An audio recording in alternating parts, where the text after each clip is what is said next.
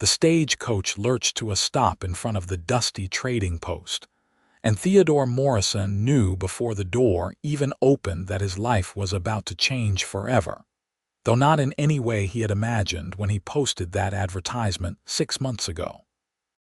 Shoshone City, Wyoming Territory, sprawled before them in the late afternoon sun of August 1878, a collection of weathered buildings clinging to existence in the shadow of the Wind River Range. Theodore stood with his hat in his hands, his dark hair falling across his forehead as nervous sweat gathered at his collar despite the dry heat. At 32 years old, he had built his ranch from nothing, carved it out of the unforgiving land with his own 2 hands and the help of 3 loyal ranch hands. But a ranch needed more than cattle and strong backs. It needed a woman's touch, a family, a future that stretched beyond the next season's calf crop. The stagecoach driver climbed down and opened the door, extending his hand. Theodore's breath caught in his throat as a gloved hand emerged, small and delicate, followed by the sweep of a traveling dress the color of dusty roses. The woman who stepped down moved with careful precision, her auburn hair pinned beneath a modest bonnet, her face heart-shaped with high cheekbones and lips pressed together in concentration. She was beautiful, more beautiful than he had dared hope, with green eyes that surveyed the town with a mixture of apprehension and determination. Then she reached back into the coach and pulled out a wooden crutch. Theodore watched as Tabitha Mitchell placed the crutch under her right arm and stood fully, revealing the slight hitch in her stance that spoke of something missing beneath those careful layers of fabric. The stagecoach driver retrieved her trunk and carpet bag, setting them on the wooden platform with more force than necessary, dust rising around the worn leather. "Miss Mitchell." Theodore stepped forward, his voice catching slightly. He had expected hesitation, maybe even disappointment when she saw that Shoshone City was barely more than a wide spot in the trail. He had not expected to be the one suddenly uncertain. "Mr. Jenkins." Her voice was clear, with the softest hint of a Boston accent, refined but not pretentious. She did not smile, but she met his eyes directly, and he saw no apology there, no shame, just a quiet strength that made his chest tighten. "Yes, madam, I am Theodore Jenkins. Most folks call me Theo." He reached for her trunk, hefting it easily despite its weight. "I have a wagon just over here. The ranch is about an hour's ride north of town." "I should tell you," Tabitha said, her words coming quickly as if she had rehearsed them during the long journey from Boston, "that my letters may not have been entirely forthcoming about certain details of my situation." Theodore set the trunk in the wagon bed and turned to face her fully. Up close, he could see the fine lines around her eyes that spoke of pain endured and survived. She was perhaps 26 or 27, young enough to start a life but old enough to have lived through something that marked her. "Your letters told me you were a decent woman looking for an honest life out west," Theodore said carefully. "They told me you could read and write, that you had worked as a seamstress, and that you were willing to be a partner to a rancher trying to build something lasting. Nothing I see changes any of that." Tabitha's green eyes widened slightly, and for the first time, a ghost of a smile touched her lips. "You are either a very kind man or a fool, Mr. Jenkins. I have not yet determined which." "Probably a bit of both," Theodore admitted, and this time when he smiled, she returned it with more warmth. "But I meant what I wrote. I need a wife, yes, but more than that, I need someone who will stand beside me when the winds blow cold and the cattle prices drop and the creek runs dry. I figure someone who has already faced down hard times and kept standing is exactly the kind of partner a man like me needs. I lost my leg below the knee 2 years ago," Tabitha said bluntly, as if testing him. "A carriage accident in Boston. The surgeon said I was lucky to survive the infection. I was fitted for a wooden prosthetic, but it never worked well. I manage better with the crutch. Can you ride a horse? Theodore asked. The question clearly surprised her. I have not tried since before the accident. I used to ride as a girl. Then we will figure it out together if you want to learn again, Theodore said. He offered his arm, and after a moment's hesitation, she took it, letting him help her up onto the wagon seat. Her movements were practiced, efficient, and she arranged her skirts with the ease of long habit before accepting the crutch he handed up to her. As Theodore climbed up beside her and took the reins, he noticed several townspeople watching from the shadows of doorways and windows. He knew what they were thinking, could practically hear the whispers that would spread through Shoshone City's small population by nightfall. Theodore Jenkins had sent all the way to Boston for a bride, and she had arrived less than whole. Some would call him a saint. Others would call him desperate. He did not much care what they called him.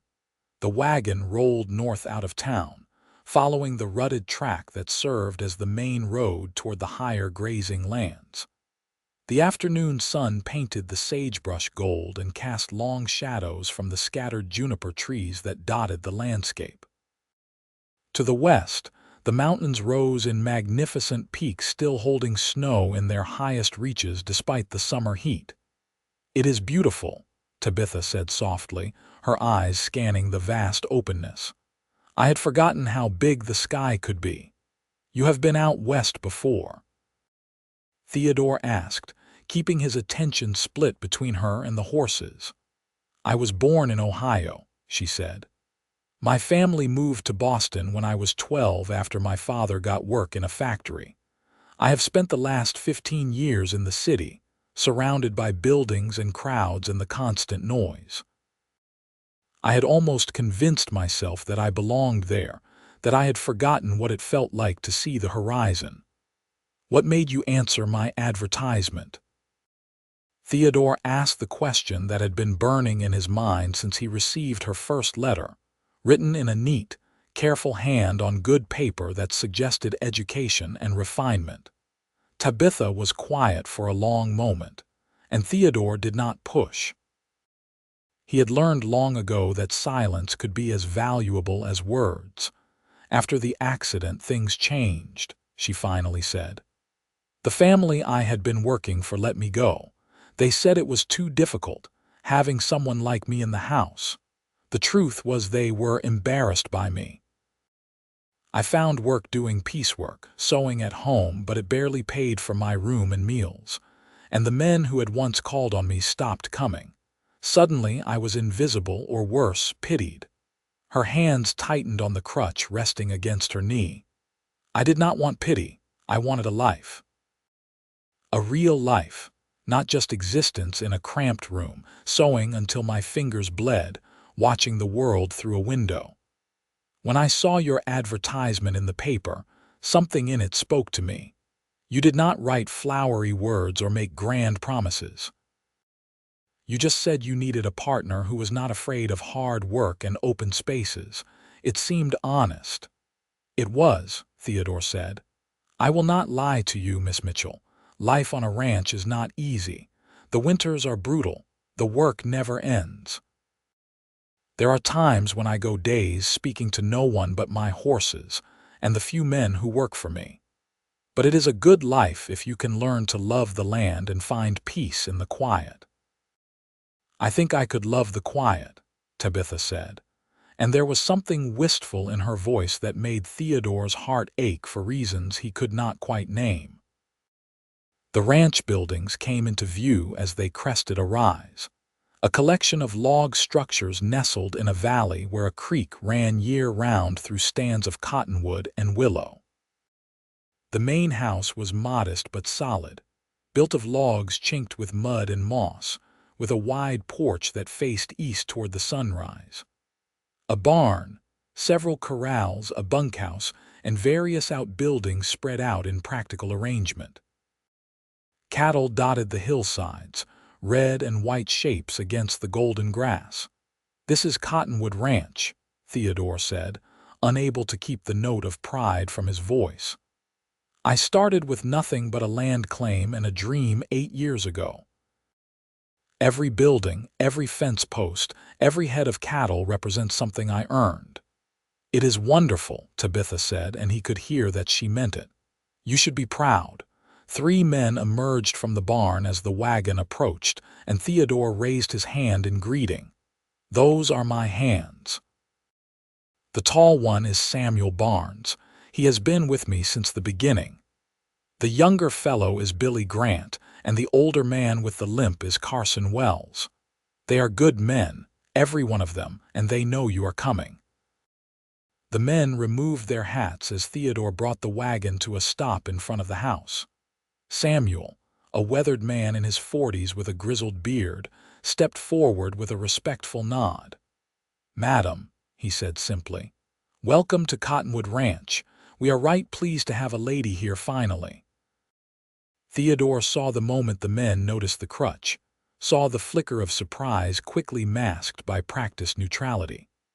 Carson Wells, who walked with a pronounced limp himself from an old riding accident, met Tabitha's eyes and gave her a small, knowing smile.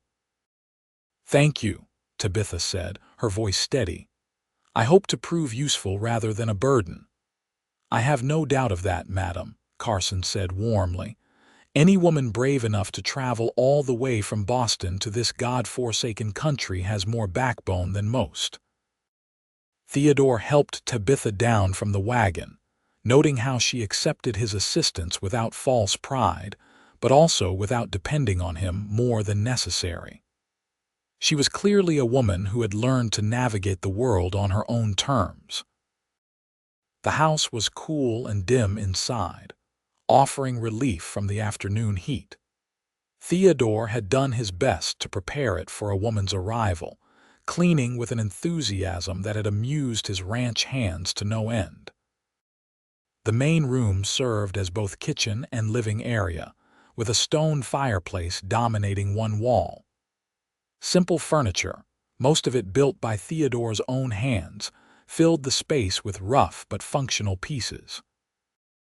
A door led to what had been his bedroom, and a ladder climbed to a loft that ran the length of the house.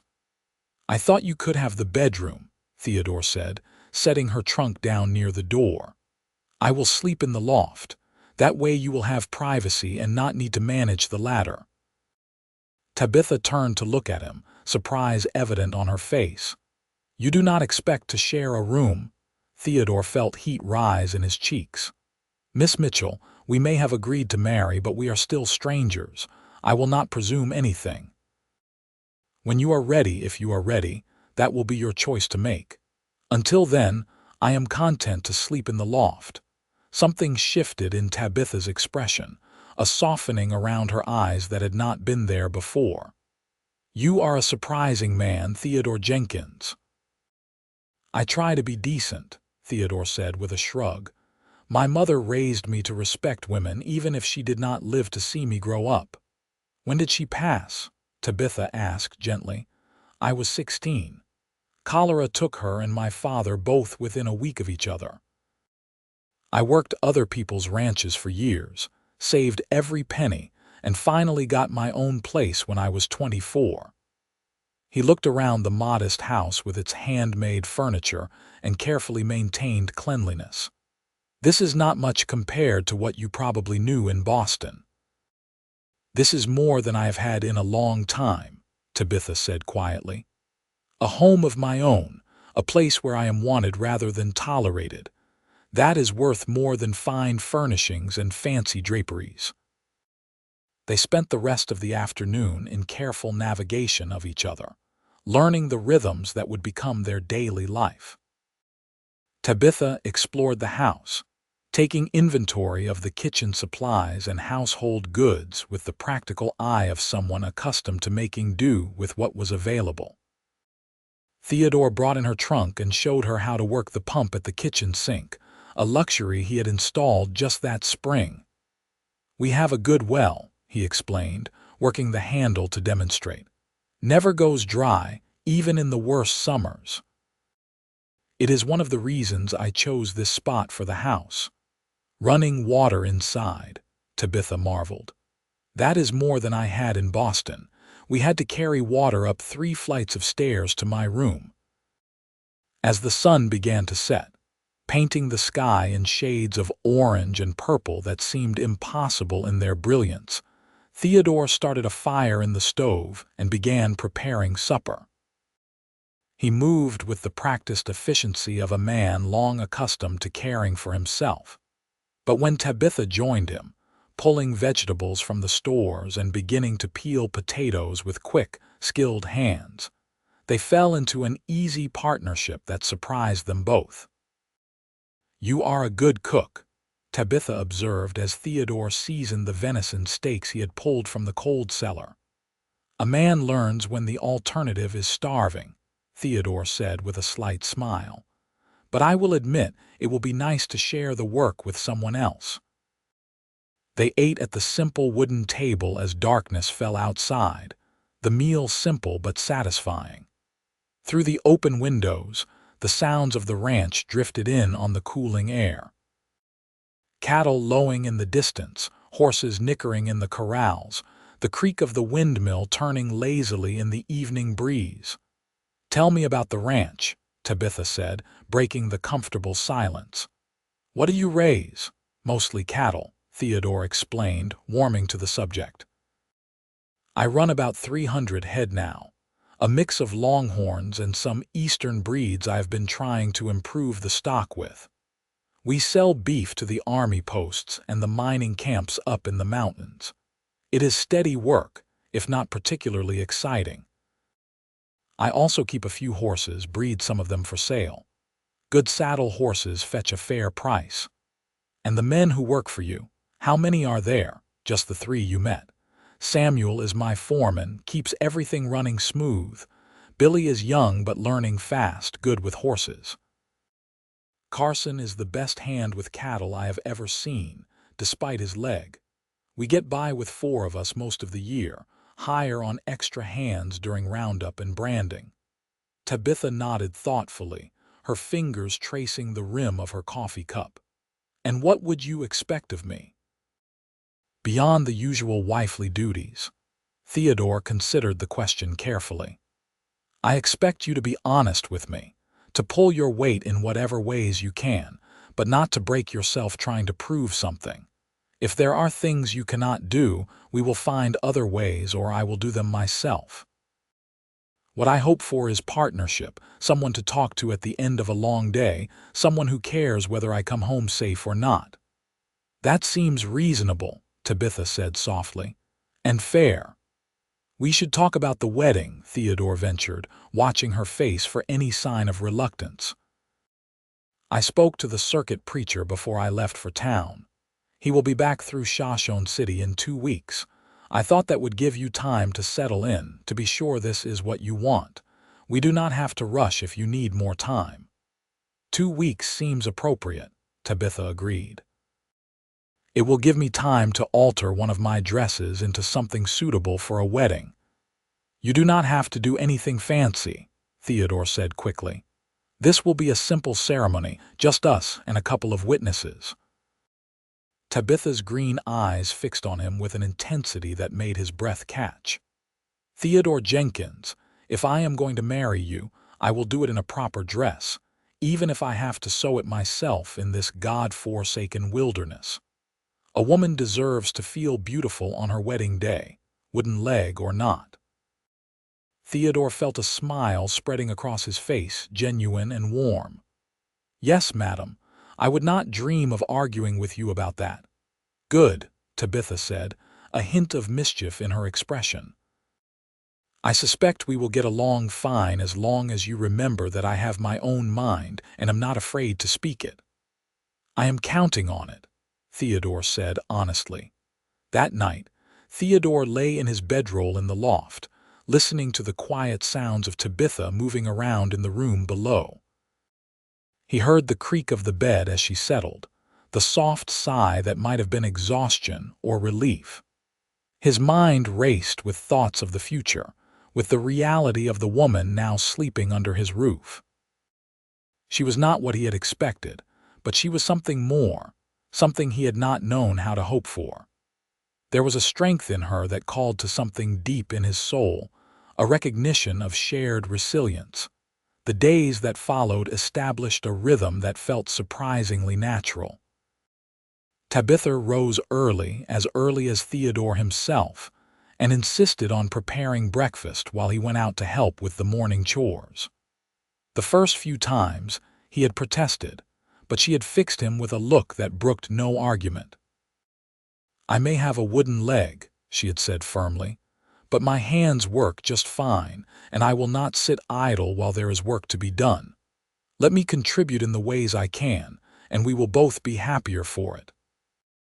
So Theodore had learned to accept her help, and in return, they fell into a partnership that grew stronger each day. Tabitha proved herself capable far beyond what he had dared expect. She managed the household with efficiency born of years of hard work, transforming the bachelor quarters into something that felt like a true home. Curtains appeared on the windows, sewn from fabric she found in town on her second trip to Shoshone City. The meals became more varied and flavorful as she experimented with the limited ingredients available. But it was the small things that touched Theodore most deeply.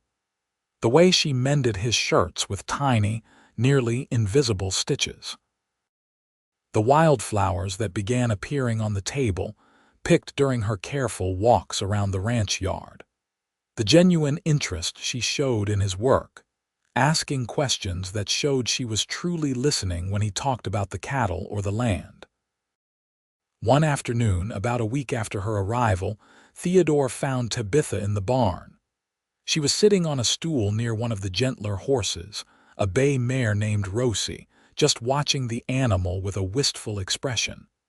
"Would you like to try?" Theodore asked softly, not wanting to startle her.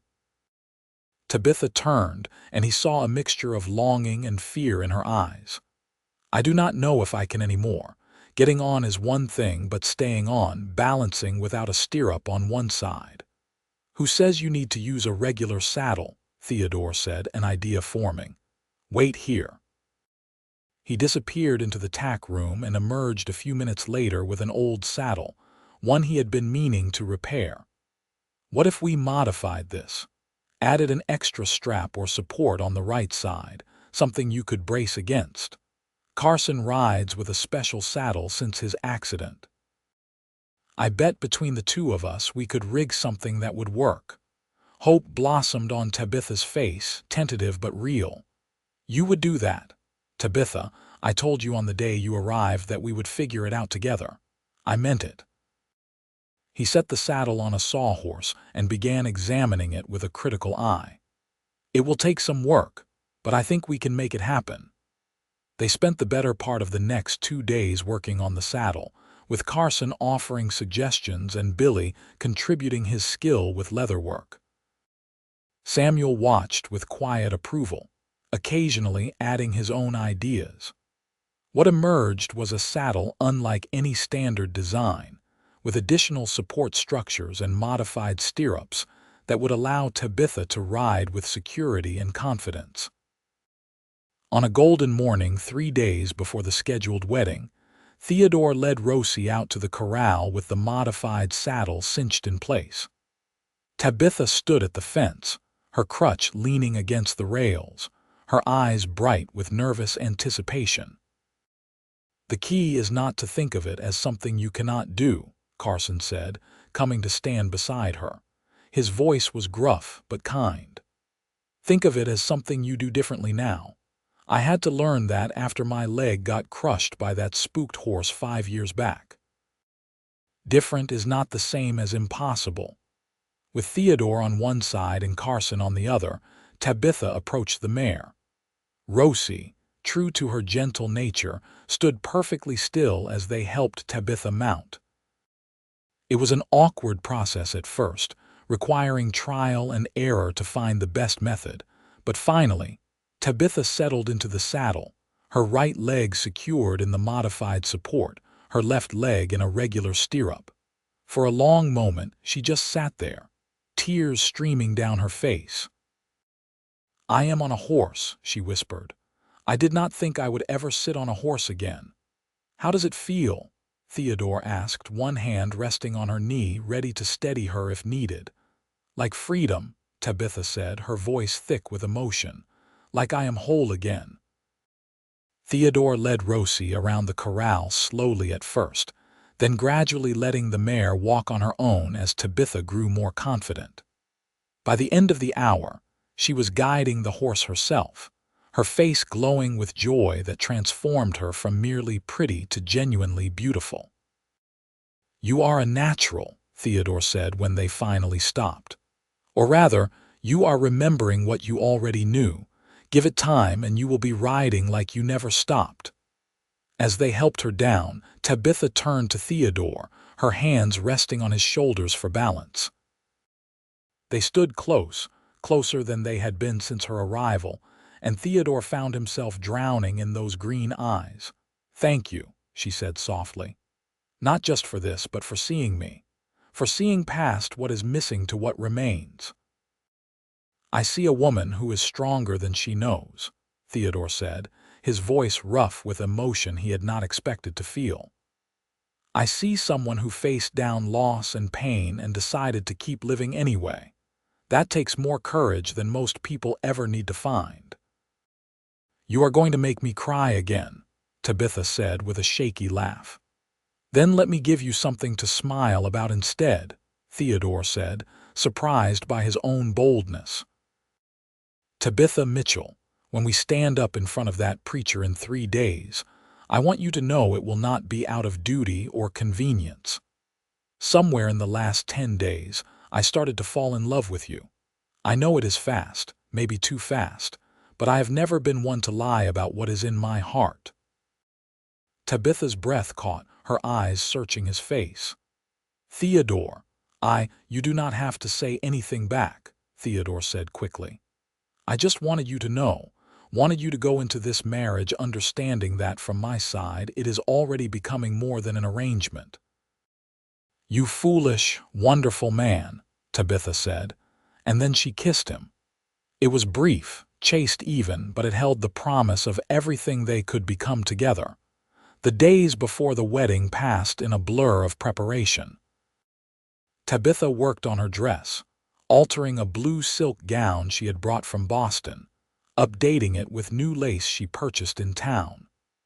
Samuel and the other hands spruced up the ranch, making repairs that had been put off and generally ensuring everything looked its best. Theodore found himself whistling while he worked, drawing amused looks from his men. On the morning of the wedding, Theodore rode into Shoshone City early with Samuel and Carson, leaving Billy at the ranch to help Tabitha with any last-minute preparations. The small church at the edge of town had been cleaned, and word had spread that Theodore Jenkins was finally getting married.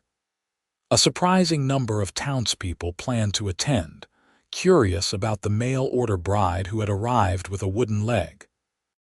Reverend Thomas, the circuit preacher, was a jovial man in his 50s with a booming voice and kind eyes. He met Theodore at the church with a firm handshake. "I understand your bride is a bit of a wonder," the Reverend said with a smile. "Martha Henderson was telling me about seeing her in the general store yesterday, helping old Mrs. Patterson reach something on a high shelf without a moment's hesitation. Said she moved around that store like she owned the place, crutch and all." "Tabitha does not let much stop her," Theodore agreed, pride evident in his voice. As the appointed hour approached, the church filled with people.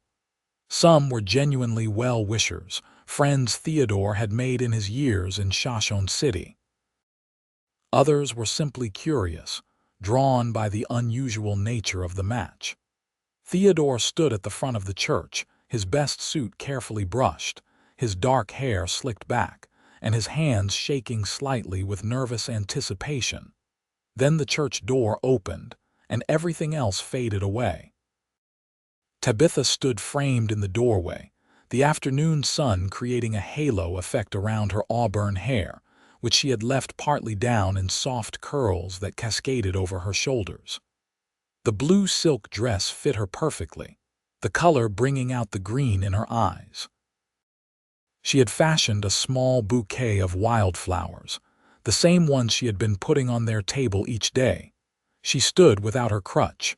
Theodore's breath caught as he realized what she had done. She had fashioned a kind of cane from a smooth piece of wood, something more elegant and less obviously a mobility aid. It allowed her to stand straight and tall, and though she still needed its support, it somehow seemed less a mark of disability and more an accessory chosen with care. Billy walked beside her, offering his arm in lieu of a father to give her away. The young ranch hand looked terrified of his responsibility, but determined to do it right. They moved slowly down the aisle, and Theodore could see the concentration on Tabitha's face, the determination to make this walk with grace and dignity. When she reached the front of the church, Billy carefully transferred her hand to Theodore's arm. Their eyes met, and Theodore saw tears glistening in hers.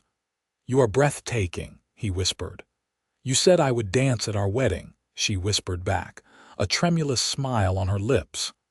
"I may not manage dancing, but I was determined to walk to you on my own 2 feet, wooden or not." Reverend Thomas began the ceremony, his rich voice filling the small church with the ancient words of marriage.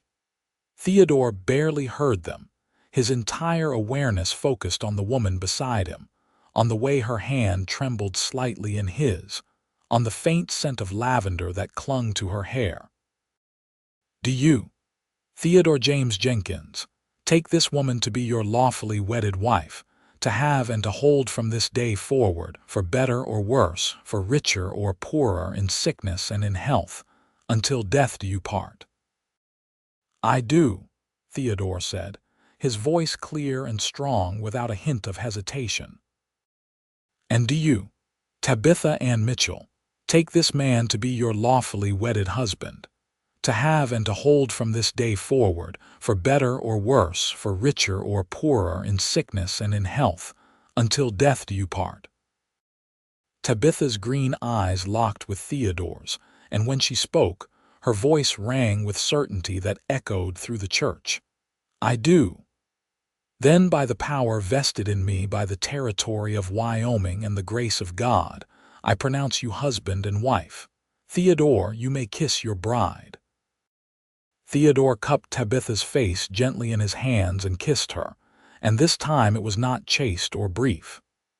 It was the kiss of a man claiming his future, of a woman accepting her present, of 2 people choosing each other against all odds. The church erupted in applause and cheers, and when they finally broke apart, both were laughing, breathless and happy.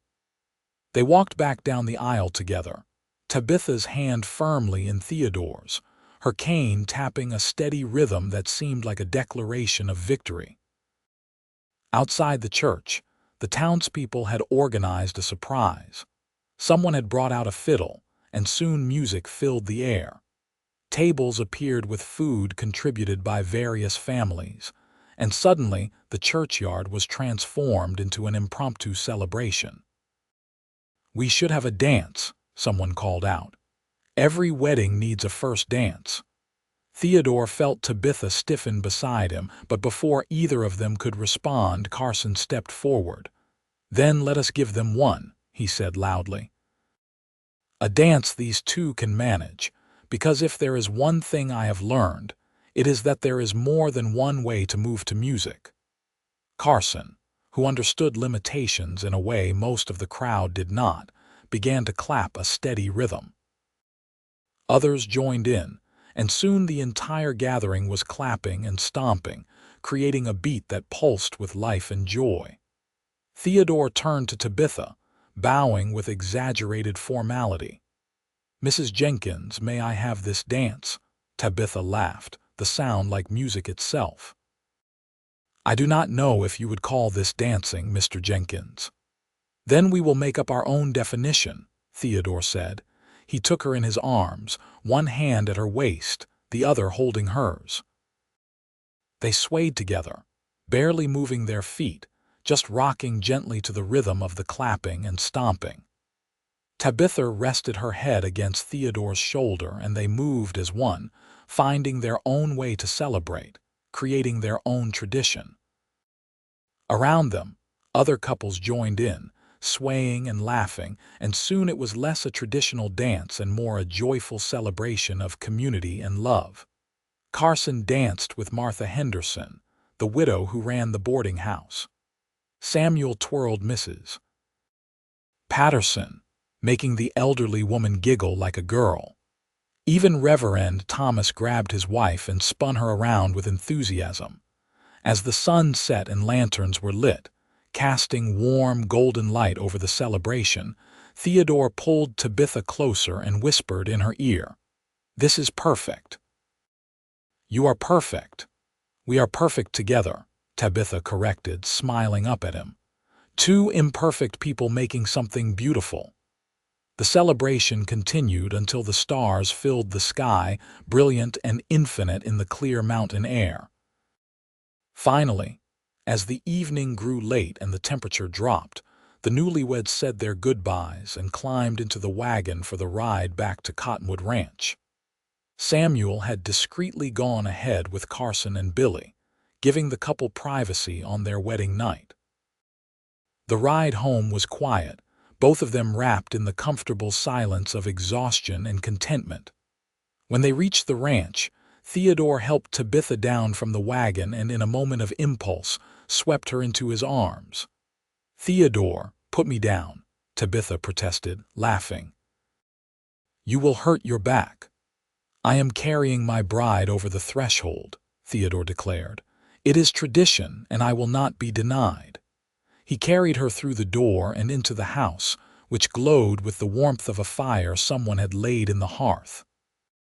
On the table sat a simple supper, covered to keep warm, and a bottle of wine with a note from Samuel that read, "Congratulations, boss. She is a keeper." Theodore set Tabitha gently on her feet, and for a moment they just stood there, the reality of being married, of being alone together as husband and wife, settling over them. "I am nervous," Tabitha admitted softly. "It has been a long time since I was truly vulnerable with anyone." "We do not have to rush anything," Theodore said, though his own heart was pounding. "We can take this as slow as you need." Tabitha reached up and touched his face, her fingers tracing the line of his jaw. "I do not want to take it slow. I want to be your wife in every way. I want to start our life together tonight, completely and fully. I am just asking for patience if I am clumsy or uncertain." "Then we will be clumsy and uncertain together," Theodore said, taking her hand and kissing her palm. "Because I have never been married before either, and I am just as nervous as you are." They moved together toward the bedroom, and whatever awkwardness existed melted away in the genuine affection and desire they felt for each other. Theodore helped Tabitha with the buttons of her dress, his fingers fumbling but gentle. When she hesitated at the moment of removing her prosthetic leg, which she wore only occasionally and had donned for the wedding, he knelt before her and helped her himself, his touch reverent rather than clinical. "You are beautiful," he said, looking up at her. "Every part of you." That night they learned each other, explored the landscape of bodies and hearts with tenderness and growing passion. They were indeed clumsy at times, laughing at the awkwardness and learning together what brought pleasure and comfort. But beneath the physical discovery was something deeper, an emotional intimacy that came from choosing each other, from seeing each other fully and without pretense. Later, as they lay tangled together in the darkness, Tabitha's head resting on Theodore's chest, listening to the steady beat of his heart, she spoke into the quiet. "I was so afraid when I got on that stagecoach in Boston. Afraid of what I would find, afraid you would take one look at me and send me back. afraid that I had made a terrible mistake in thinking I could have a real life. "And now?" Theodore asked, his fingers tracing lazy patterns on her shoulder. "Now I think I am exactly where I am supposed to be," Tabitha said. "With exactly the person I am supposed to be with." Theodore kissed the top of her head, breathing in the scent of lavender and something uniquely her. "I know the feeling." They fell asleep wrapped in each other, and for the first time in years, neither of them felt alone. The days turned into weeks, and weeks into months as summer gave way to autumn. Life on Cottonwood Ranch settled into rhythms that felt ancient and right. Tabitha took to ranch life with an enthusiasm that surprised even her. She learned to help with the chickens Theodore bought at her suggestion, gathering eggs and managing the small flock with efficiency. She took over the garden, expanding it and putting up preserves for winter with an industry that impressed even Samuel. But the greatest joy came from riding. Theodore had been right about Tabitha remembering her old skills. With the modified saddle and Rosie's patient temperament, she grew confident enough to ride out with Theodore in the early mornings, checking on cattle and surveying the land.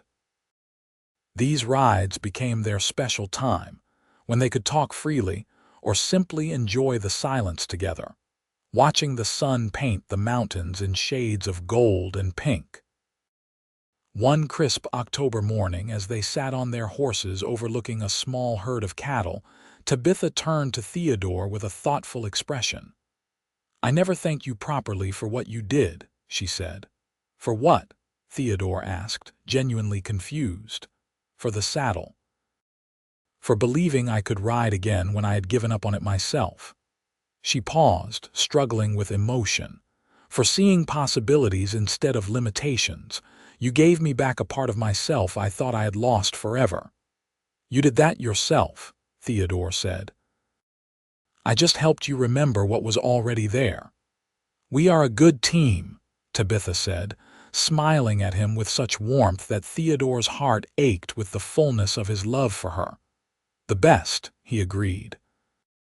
As winter approached, Tabitha threw herself into preparing the house for the cold months ahead. She sewed warmer curtains, stuffed quilts, and stockpiled food with the careful planning of someone who understood scarcity. Theodore watched her work with growing admiration and deepening love. She had transformed not just his house, but his entire life, filling spaces he had not even known were empty. The first snow came in late November, blanketing the ranch in white silence. Theodore woke to find Tabitha already up, standing at the window in her nightgown, watching the flakes fall with wonder on her face. "I had forgotten how magical the first snow could be," she said as he came to stand behind her, wrapping his arms around her waist. In Boston, snow was just something that made the streets dirty and walking treacherous. But here, it is beautiful. Wait until February when you are sick of being snowed in and the cold seems like it will never end, Theodore teased. Then we will see if you still think it is magical. "I will still love it," Tabitha declared, "because I will be here with you, and that makes everything better." Winter proved challenging in ways Tabitha had not anticipated. The cold was more intense than anything she had experienced in Boston, the isolation more complete. There were days when they were snowed in, unable to reach even the barn without roping themselves together. Tabitha's leg, or rather the place where it ended, ached fiercely in the cold, making some days difficult beyond what she wanted to admit. But Theodore proved himself endlessly patient and supportive. On the days when the pain was worst, he helped her without making her feel helpless. He warmed compresses and rubbed liniment into the scar tissue, his touch clinical but caring. They spent long evenings by the fire, Tabitha sewing or reading aloud while Theodore carved or repaired tack, the comfortable domesticity of it filling them both with contentment. Christmas came quietly but joyfully. Theodore surprised Tabitha with a new side saddle he had ordered from back east, one professionally designed for riders with disabilities, more elegant and functional than their homemade version. Tabitha gave him a vest she had embroidered with intricate designs during the long winter evenings, pouring hours of work into every stitch. But the greatest gift was simpler. On Christmas morning, as they sat together watching the sun rise over the snow-covered landscape, Tabitha took Theodore's hand and placed it on her belly. "I have been waiting to be sure before I told you," she said softly. "But it seems certain now. We are going to have a baby. Sometime in late June, the doctor in town thinks." Theodore stared at her, his mind struggling to process the words. "A baby, we are going to have a baby." "Yes," Tabitha said, watching his face anxiously. "I know it is sooner than we might have planned, and there are risks with my leg, but the doctor thinks I should be fine. Are you happy?" Happy seemed too small a word for what Theodore felt. He pulled Tabitha into his arms, holding her close, feeling tears sting his eyes. "Happy does not begin to cover it.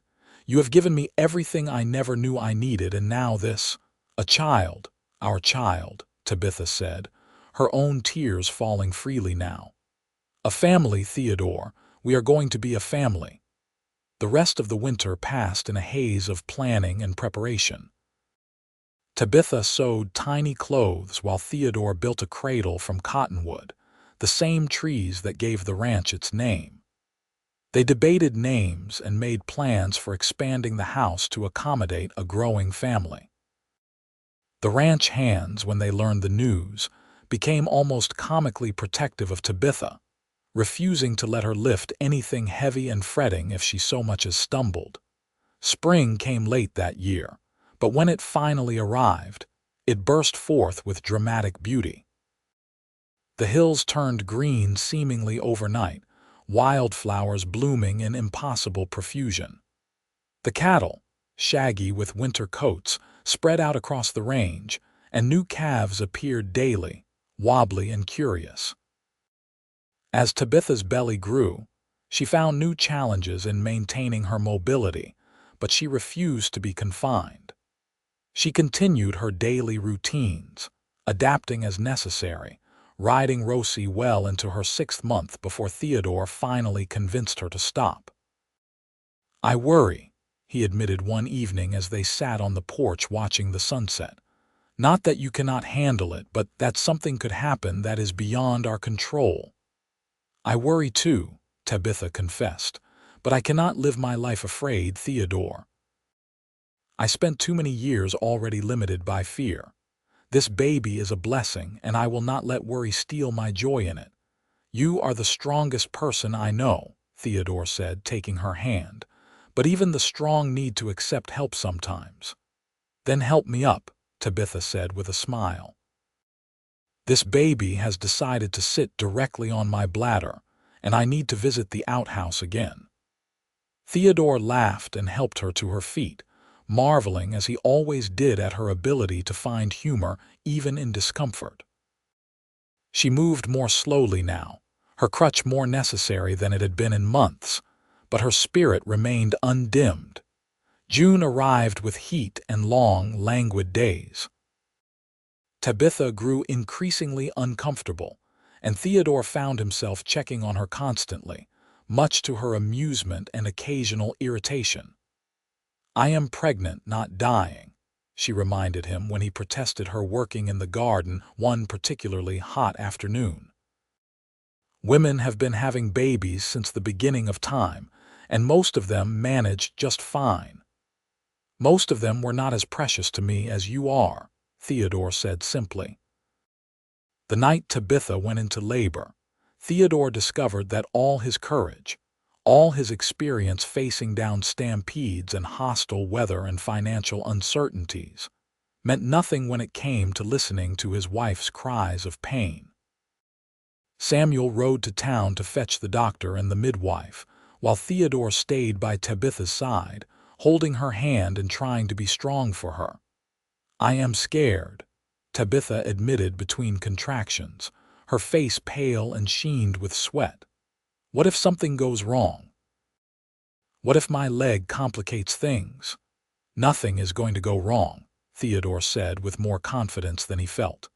You are strong, and our baby is strong, and in a few hours we are going to meet the person we have been waiting for. Labor lasted through the night and into the next morning.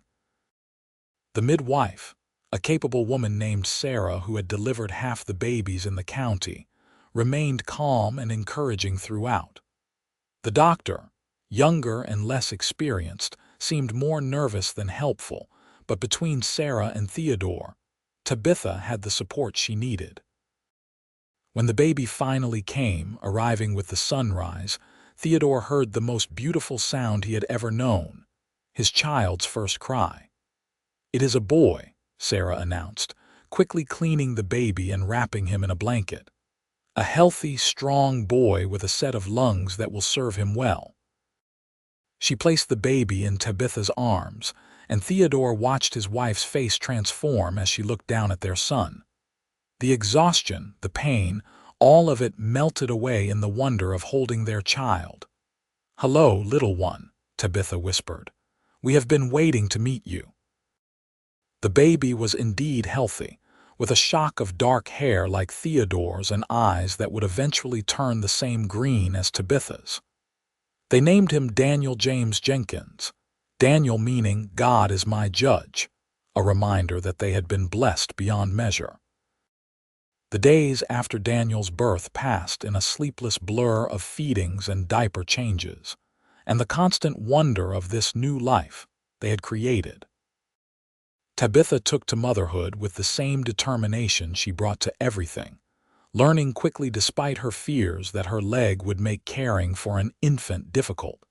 Theodore proved himself an involved father, something that surprised his ranch hands but delighted his wife.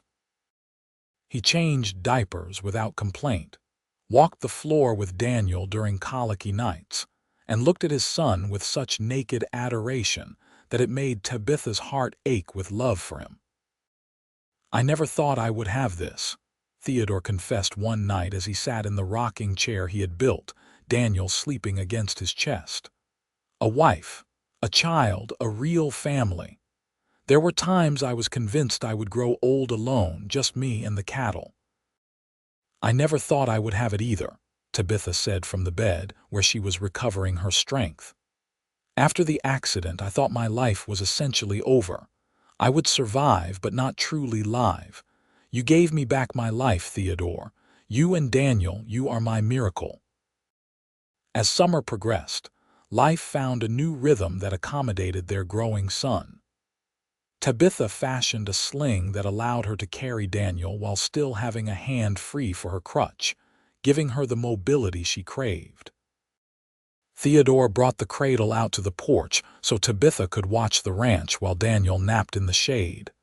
Daniel proved to be an easy baby, quick to smile and generally content, and he became the darling of the entire ranch.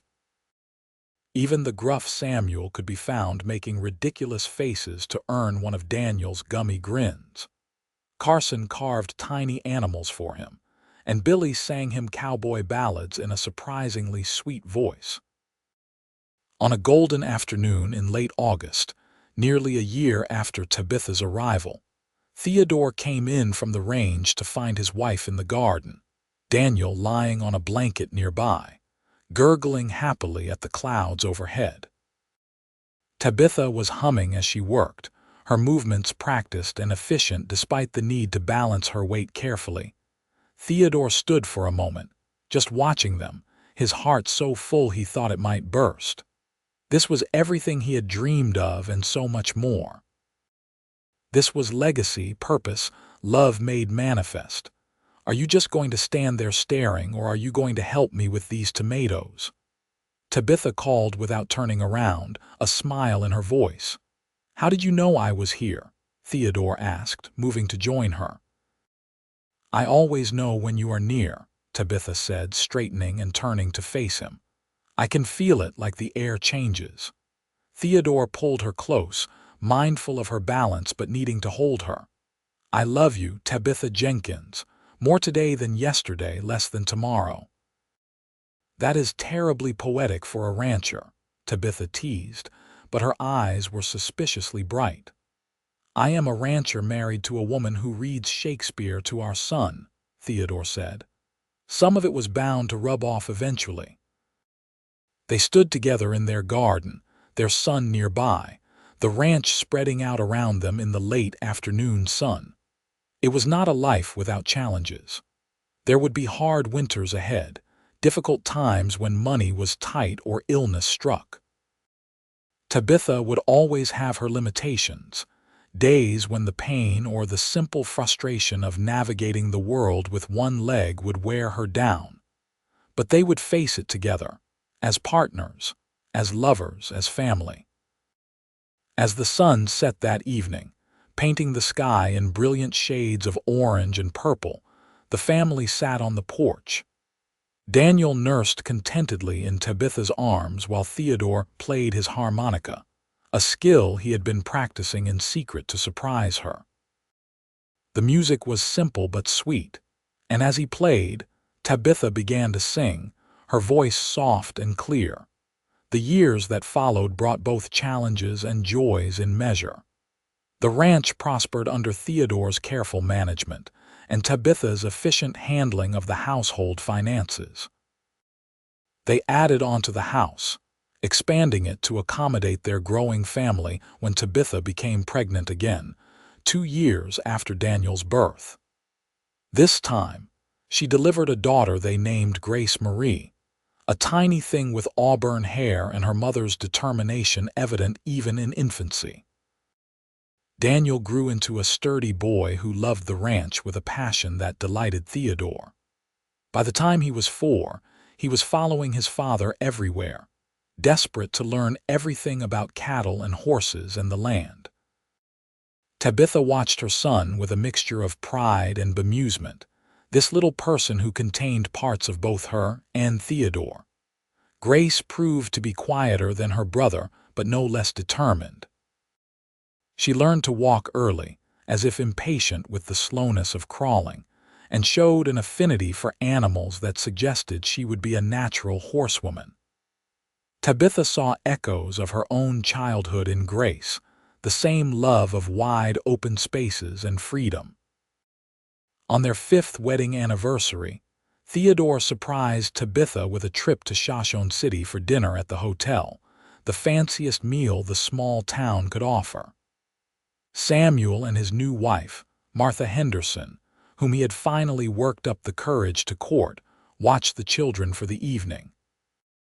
As they sat across from each other in the hotel dining room, dressed in their best clothes, Theodore reached across the table to take Tabitha's hand. "You remember what you said to me that first day?" he asked. "That you had not yet determined if I was a very kind man or a fool." "I remember," Tabitha said, smiling at the memory. "I was so frightened, trying to be brave, convinced you would reject me." "Have you determined which I am yet?" Theodore asked with a grin. "Both," Tabitha said promptly. "Definitely both. Only a kind fool would have taken a chance on me, and only a foolishly kind man would have loved me so well." "Then I will happily accept both labels," Theodore said, "because taking a chance on you was the best decision I ever made. We have built something good, have we not?" Tabitha said, her eyes scanning his face, still finding new things to love even after 5 years. "A good life, a good family. The best," Theodore agreed, "and it is only going to get better." He was right. The years continued to unfold with the usual mixture of hardship and happiness that defined life on the frontier. There were lean years when cattle prices dropped, and they had to carefully manage every penny. There were illnesses and injuries, times when worry kept them both awake at night.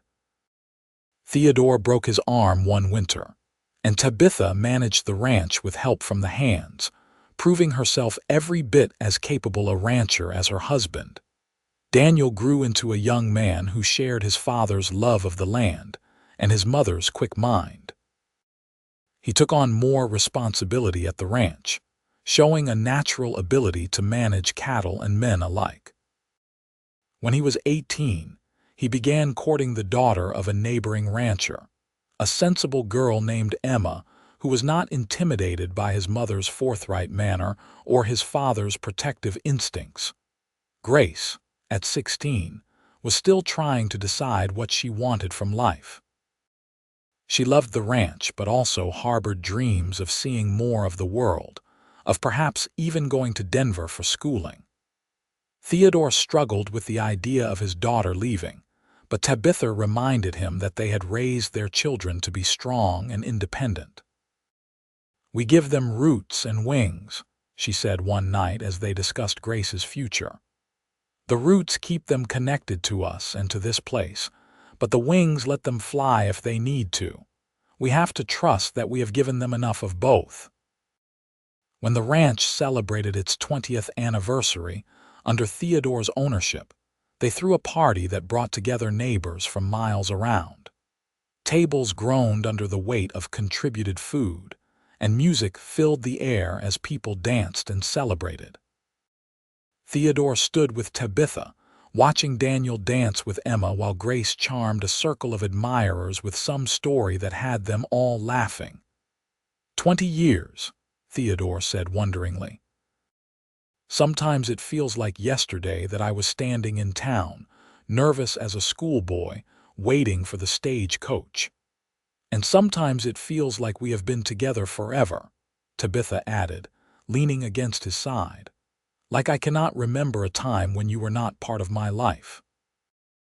"Any regrets?" Theodore asked, a question he had asked many times over the years, always wanting to make sure she was happy. "Not a single one," Tabitha said firmly.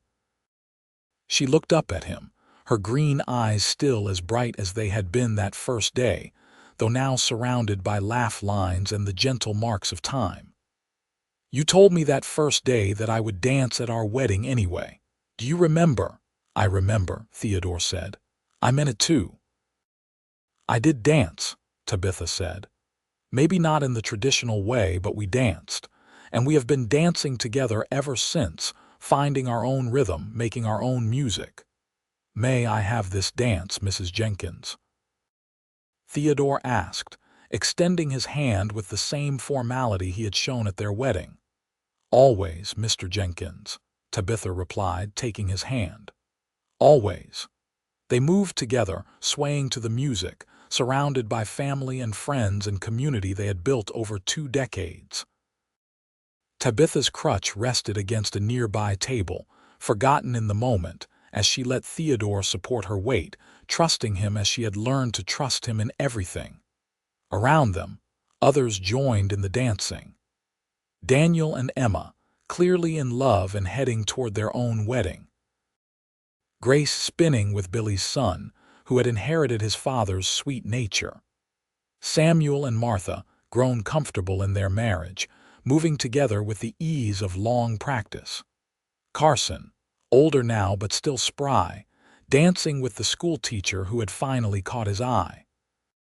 The party continued until the stars filled the sky, and as the night grew late, Theodore and Tabitha slipped away from the crowd to walk slowly toward the creek.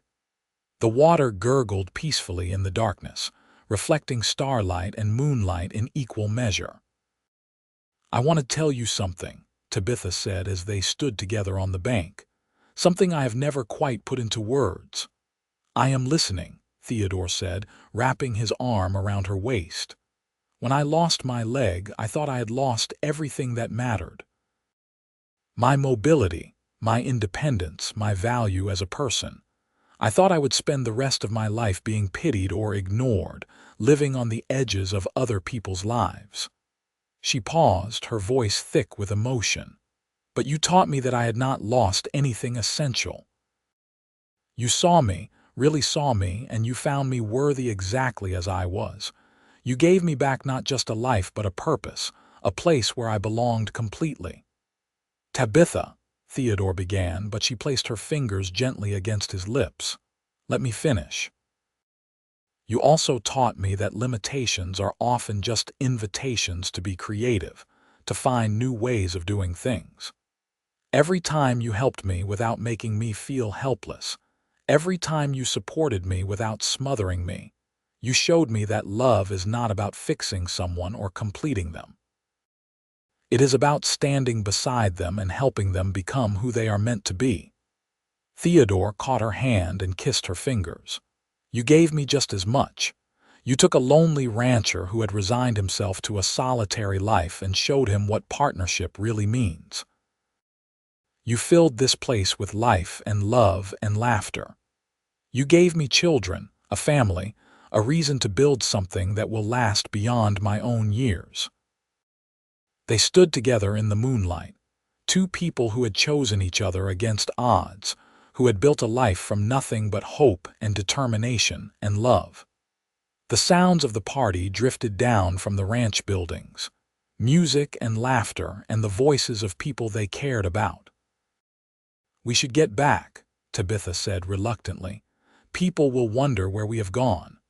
Let them wonder, Theodore said, pulling her closer. I want just a few more minutes with my wife under the stars, remembering the day she stepped off that stagecoach and changed my life forever. Just a few more minutes, Tabitha agreed, settling against him with a contented sigh. Those minutes stretched into an hour as they talked quietly about everything and nothing, remembering the journey that had brought them here, dreaming about the future that still lay ahead.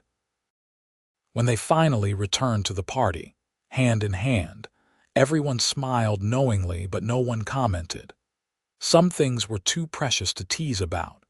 As the years continued their inexorable march, Theodore and Tabitha grew older together with grace and humor.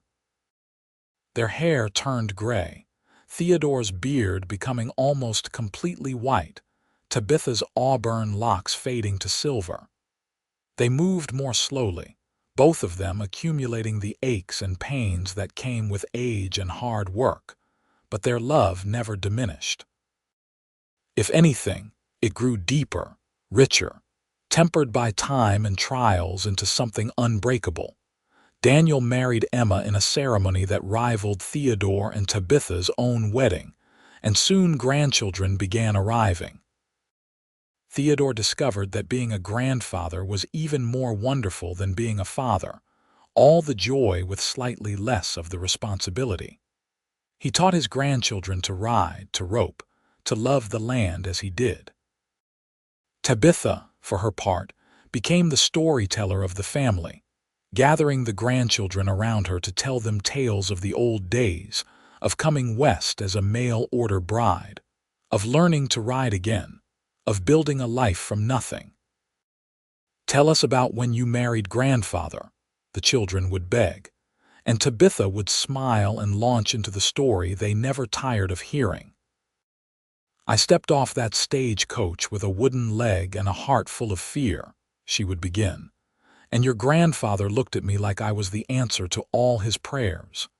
He said I would dance at our wedding anyway, and you know what? I did. We danced our own dance, made our own music, and we have been dancing ever since. Grace did eventually go to Denver for schooling, but she returned after 2 years with a teaching certificate and a quiet determination to open a school in Shoshone City. She never married, finding fulfillment in her students and in being a beloved aunt to her brother's growing brood.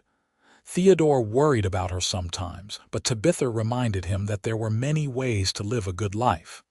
She is happy, Tabitha said. That is what matters. Not everyone needs a husband to be complete.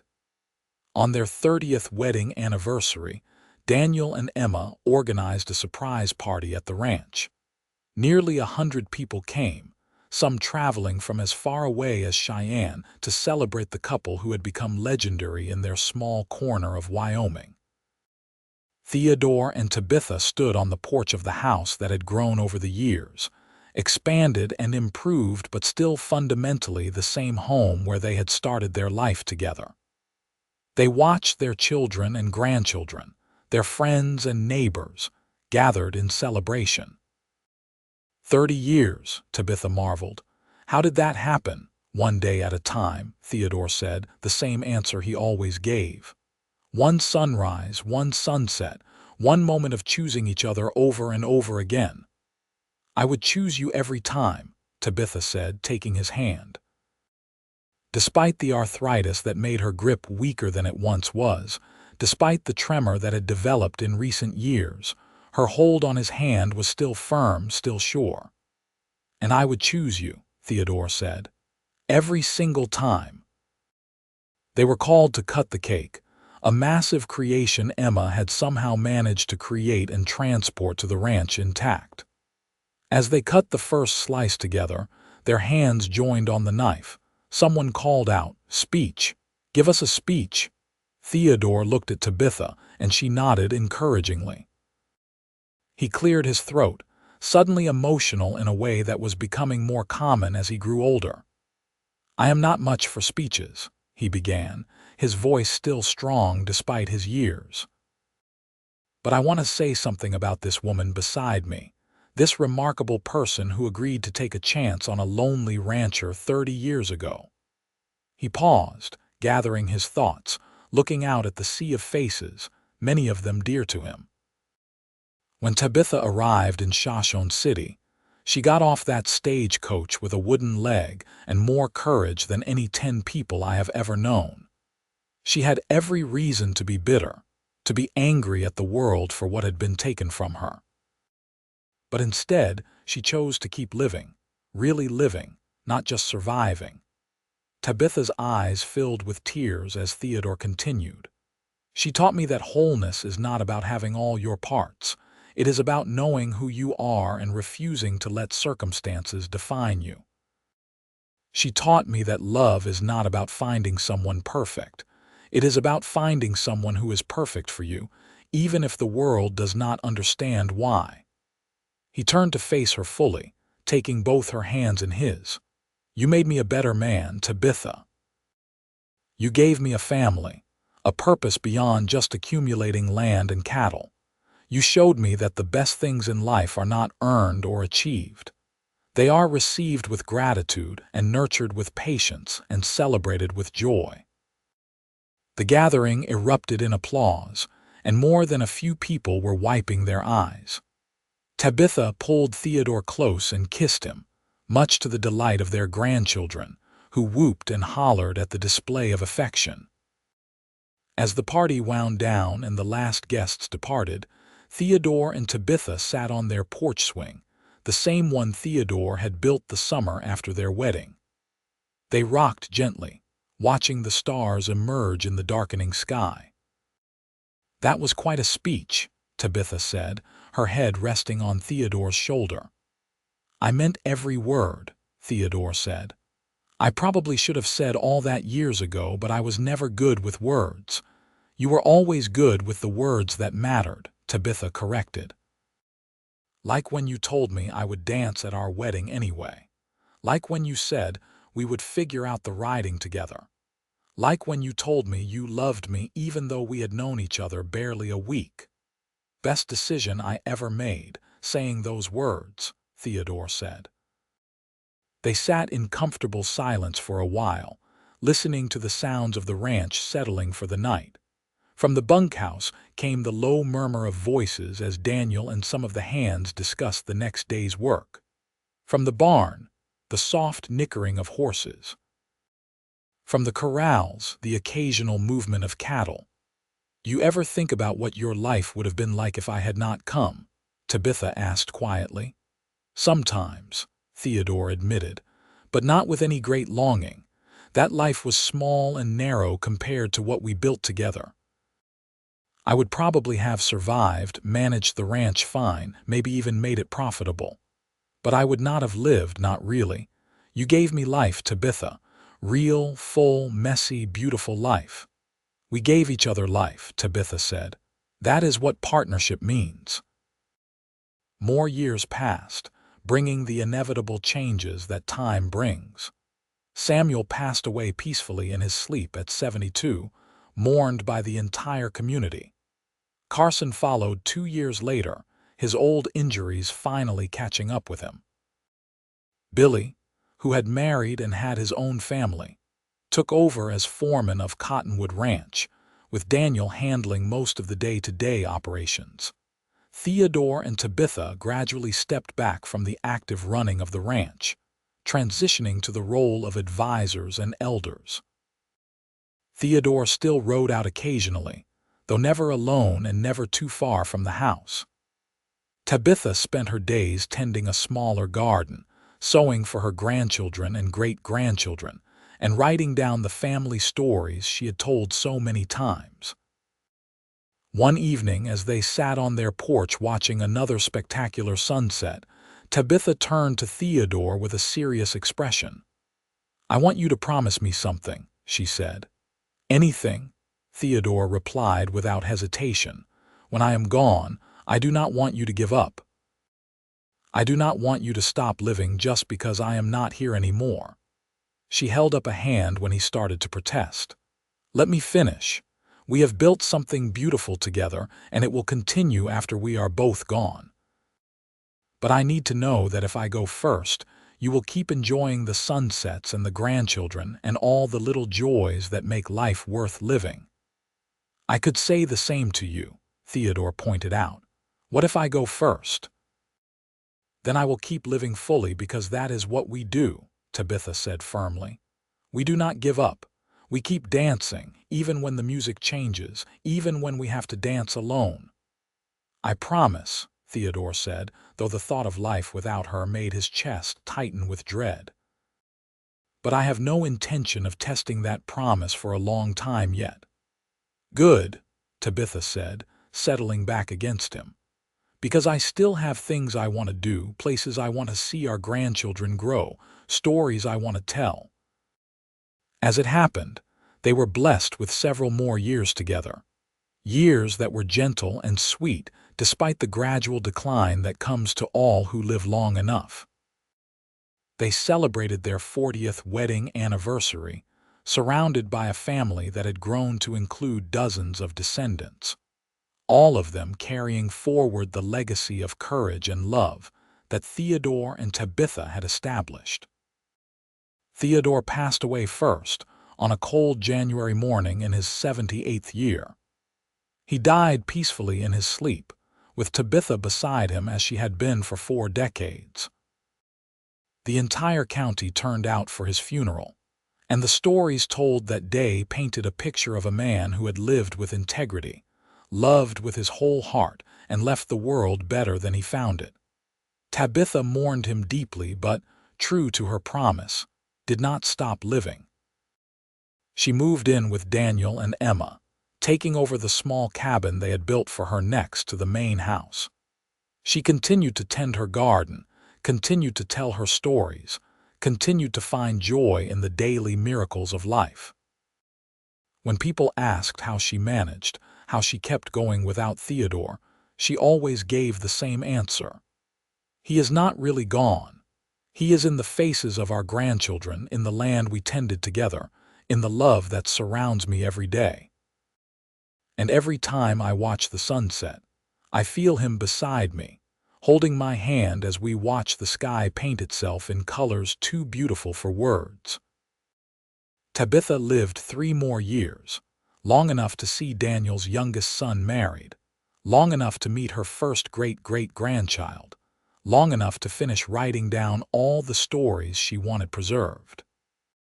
She passed away peacefully on a warm summer evening, sitting on the porch of the home she and Theodore had built together, watching the sunset one last time.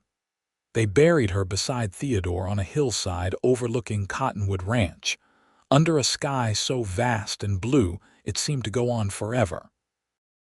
The entire family gathered. Multiple generations come to say goodbye to the woman who had started it all, who had stepped off a stagecoach with a wooden leg and more courage than should fit in one person. Grace, elderly herself now, spoke at the funeral, her voice still strong despite her advanced years. "My mother taught us that limitations are often just invitations to be creative. She showed us that love sees the whole person, not just the parts that work perfectly." She proved that a good life is not measured by its ease but by its depth, by the connections we make and the love we share. Daniel stood at his mother's grave, his own children and grandchildren around him, and shared his favorite story. When I was young, I asked my mother what made her fall in love with my father. She said it was the moment he told her she would dance at their wedding anyway. Not despite her wooden leg, not in spite of her limitations, but simply dance.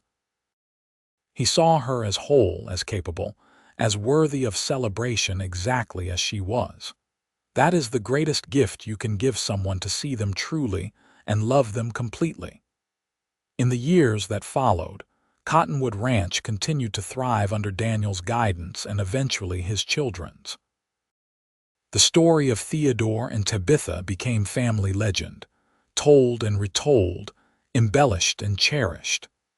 The modified saddle that had allowed Tabitha to ride again was preserved in the barn, a reminder that love finds ways around obstacles. The porch swing where they had spent countless evenings was carefully maintained, a place where family members still gathered to watch sunsets and remember. In the town of Shoshone City, Wyoming, a small plaque was placed in the church where Theodore and Tabitha had married. It read simply, "Here Theodore Jenkins and Tabitha Mitchell were married on August 25, 1878. Their love story reminds us that wholeness is not about perfection, but about being perfectly ourselves with someone who loves us completely." They danced at their wedding and kept dancing for 43 years. May we all be so blessed. And sometimes, on quiet summer evenings when the wind blows just right across the Wyoming prairie, if you stand on the hillside where two graves sit side by side, you can almost hear music. Not real music, perhaps, but the echo of a love that was so strong, so deep, so enduring that it left an imprint on the land itself. The music of two people who found each other against all odds, who chose each other every day, who built a legacy not of wealth or fame but of love and family and stubborn, joyful persistence in the face of any challenge. Their dance had ended, but the music played on, carried forward by every descendant who heard their story and learned that the most important things in life are not what we accumulate, but who we love and how we love them. Theodore and Tabitha Jenkins had started with almost nothing: a lonely rancher, a mail-order bride with a wooden leg, and the vast Wyoming sky stretching above them.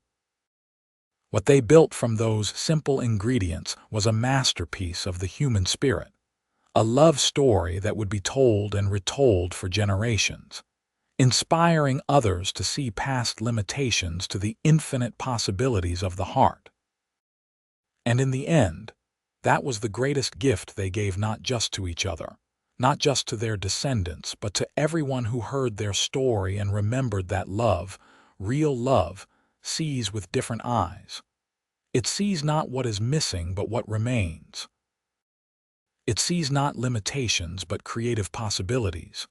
It sees not a woman with a wooden leg but a partner, a wife, a mother, a grandmother, a whole and complete person worthy of every happiness. Theodore had been right all those years ago when he promised Tabitha she would dance at their wedding. They had danced in their own way, creating their own steps, making their own music. And they never stopped dancing, not for 43 years, not even after death separated their bodies. Their spirits danced on in the legacy they left, in the family they created, in the love they proved possible. And that, after all, is what makes a story worth telling. Not the grand gestures or the dramatic moments, though there were plenty of those, but the quiet, daily choice to keep loving, keep trying, keep dancing even when the music seems to fade. Theodore and Tabitha Jenkins chose each other every single day of their marriage, through good times and bad, through challenges that would have broken lesser loves. They proved that true partnership is not about perfection, but about persistence, not about having all the answers, but about being willing to figure things out together. Their story began with a mail-order bride who arrived with a wooden leg, and a rancher who promised she would dance at their wedding anyway. It ended decades later with a love so deep and true that it became the foundation of a family dynasty, a testament to the power of seeing beyond surface limitations to the infinite worth of a human soul. And somewhere, on a hillside in Wyoming where two people who loved each other rest side by side, the wind still whispers their names, carrying their story across the prairie, reminding anyone who will listen that the greatest adventures often begin with the smallest act of courage, stepping off a stagecoach, taking a chance on love, believing that broken things can still be beautiful, and that the best dances are often the ones we make up as we go along.